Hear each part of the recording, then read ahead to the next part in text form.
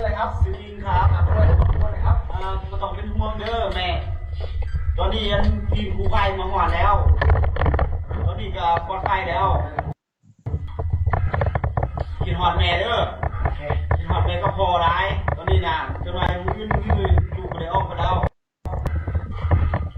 ชื่ออะไรครับบายดีซื้อมืดก็ต้องเป็นห่วงเด้อพ่อแม่แข็งแห้งอยู่มืดกันสิได้หอดบ้านแล้วขอบคุณแม่เด้อเด้อกูต้องห่วงนะเอ็มเด้อวันนี้เด้อทีมกูภัยมาหอดนะเด้อลูกยังแข็งแห้งดีเด้อจนหน่อยลูกเอาไปหาเด้อเอ็มเด้อไปเด้อเด้อคำเด้ออันนี้เด้อแม่เอ้ยเมียเอ้ยลูกเอ้ยกูเป็นห่วงพ่อเด้อเขามาหอดแล้วมือก็จะออกไปแล้วลูกเอ้ยย่าเอ้ยเด้อเข้มแข็งขาโอเคสบายดีแม่ลูกปลอดภัยดีเด้อ2-3 มื้อดูเอาไปหาแล้วก็ต้องเป็นห่วงลูกมันเข้มแข็งแข็งแรงดีอยู่แล้วโอเค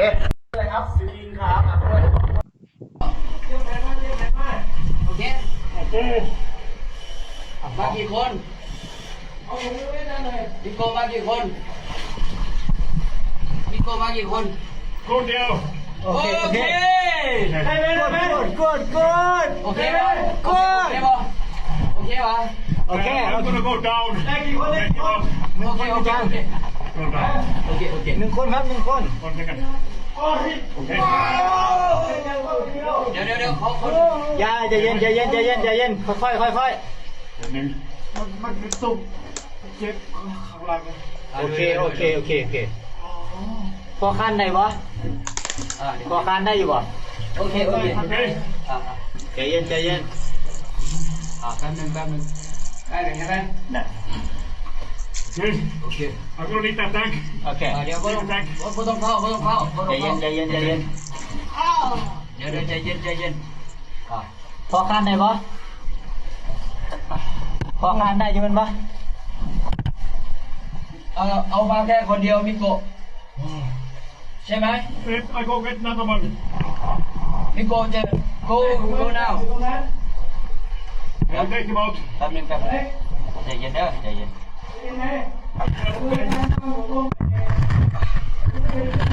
โอเคนี่แหละครับได้อยู่สิ่งที่บาสมาอยากมานำเสนอเนาะที่ว่าเห็นคนที่มาคอมเมนต์เนาะพี่น้องที่ว่ามาคอมเมนต์ว่าเสนอหน้าไปเองจังซั่นจังซี่เนาะโอ้โหเนาะคิดได้จังไดเนาะพี่น้องความพยายามของเพิ่นความเพิ่นเสียสละเวลามีค่าของเพิ่นเนี่ยไปช่วยเหลือเนาะพี่น้องแต่คนบางกลุ่มก็ยังว่าเพิ่นเสนอหน้าอยากได้หน้าอยากเสนอหน้าไปเองป๊าดโทษเนาะพี่น้องเห็นแล้วมันขึ้นได้คนเฮาเนาะ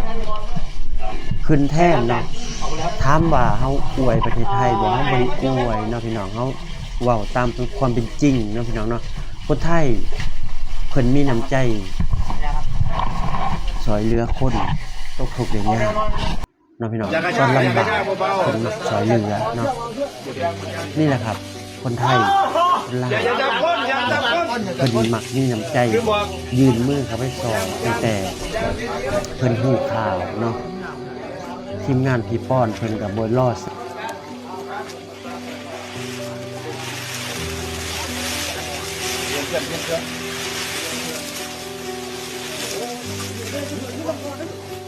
มานี่ก็ได้มานี่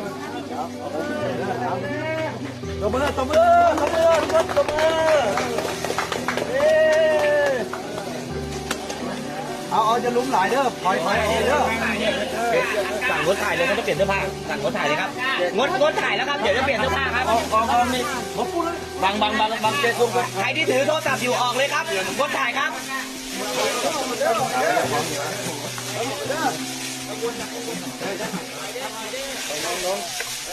เขาเราเดินไทยเลยปะได้ไหมได้ไหมยังอยู่ไทยจะตาม